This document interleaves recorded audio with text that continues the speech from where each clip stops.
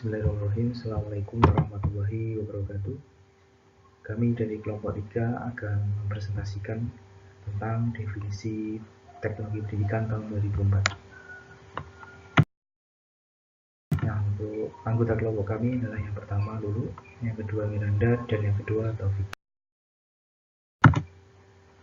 Sistematika penyajian dalam presentasi kali ini adalah yang pertama tentang definisi, yang kedua membahas tentang elemen definisi tersebut, dan yang terakhir adalah penutup.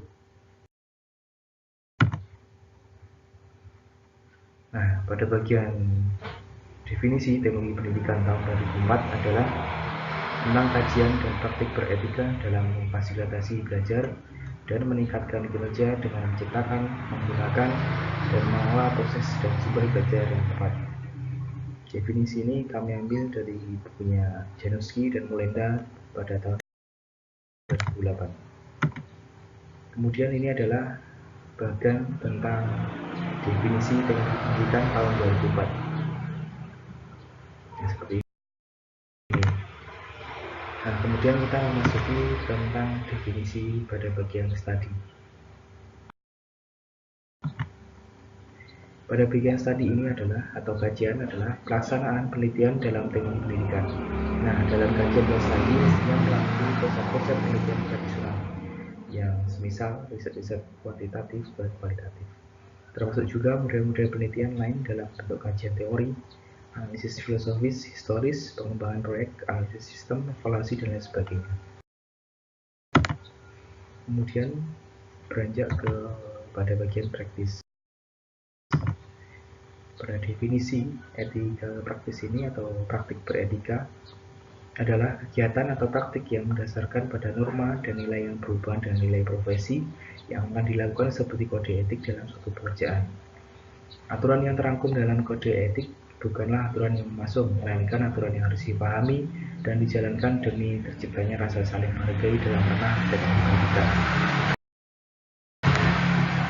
Kemudian kita beranjak ke bagian facilitating. Dalam facilitating atau memfasilitasi, maksudnya adalah merupakan wujud eksplisit dari perubahan paradigmatik dalam melihat peran dan posisi teknologi pendidikan. Nah, istilah facilitating ini menandai pergeseran dari paradigma behavioristik to control dari definisi tahun-tahun sebelumnya menuju konstruktivistik atau to support dalam pembelajaran. Nah, kita belajar lagi learning atau belajar. Istilah learning atau belajar sejak dahulu sudah menjadi bagian dari pembahasan definisi dari teknologi pendidikan sebelumnya. Nah, prinsip dan teori belajar atau learning menjadi landasan teknologi pembelajar untuk menciptakan prosedur-prosedur pembelajaran yang kemudian oleh teknisi pembelajaran digunakan untuk membuat produk pembelajaran, semisal media, instrumen penelitian, atau program informasi. Kemudian selanjutnya adalah improving performance. Nah, dalam improving performance atau meningkatkan kinerja ini terangkum dua pengertian atau istilah. Yang pertama adalah kemampuan seseorang setelah dinyatakan menguasai tujuan pembelajaran ia mampu menerapkan dalam dunia nyata. Kemudian meningkatkan kinerja tidak hanya melalui proses belajar formal, melainkan juga melalui program pelatihan yang tidak terlampau mengikat situasi. Kemudian selanjutnya adalah membahas definisi creating atau menciptakan adalah dapat difahami sebagai aktivitas awal dalam rangka praktik teknologi pendidikan. Hal ini dikarenakan pada dimensi kreatif atau menciptakan inilah desain pembelajaran dirumuskan dan disusun sebagai ajaran utama dalam proses pembelajaran. Nah, kemudian lanjut ke using. Using adalah menggunakan, artinya aktivitas implementasi dari desain pembelajaran yang sudah disusun pada aktivitas creating sebelumnya. Jadi using yang dimaksud di sini adalah implementasi dari desain, media, metode, dan evaluasi pembelajaran.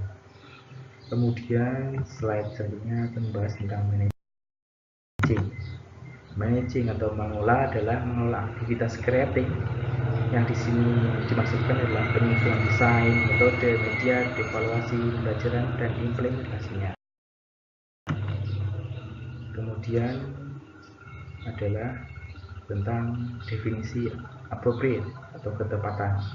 Nah, istilah ini adalah dimaksudkan dapat dipahami sebagai pertimbangan teoritis dan etis pada dimensi psikologi, sosiologis, budaya, dan lain sebagainya. Jadi, aktivitas utama teknik pendidikan berupa creating, using, dan managing metode sumber belajar harus mendasarkan pada prinsip ketepatan. Artinya, jangan sampai membuat sesuatu yang tidak jelas isi substansinya, misalnya muat konten pornografi, rasis, dan lain sebagainya.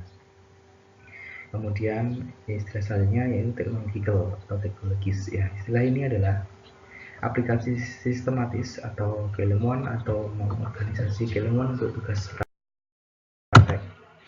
Kemudian definisi lainnya proses. Istilah proses adalah proses dalam seluruh aktivitas creating, using, dan managing. Semisal contohnya creating dalam desain pembelajaran, using implementasi pembelajaran, managing dalam aktivitas pengelolaan. Kemudian definisi selanjutnya tentang resources atau sumber adalah sumber belajar baik berwujud material maupun non materi, insani maupun non insani. Intinya adalah segala hal yang menjadi sumber bagi proses pembelajaran. Sumber belajar inilah sistem yang dimaksudkan adalah technical research. Nah, yang terakhir adalah kesimpulan. Jadi setelah kita membahas dari setiap kata-kata dari definisi pendidikan, dapat kita simpulkan teori pendidikan adalah suatu bidang kajian dan praktik beretika yang berfokus dalam memfasilitasi praktik pembelajaran dan meningkatkan kinerja dengan cara menciptakan, menggunakan, dan mengelola proses dan sumber belajar yang tepat. Demikian presentasi dari kelompok kami, kurang lebihnya mohon maaf. Assalamualaikum warahmatullahi wabarakatuh.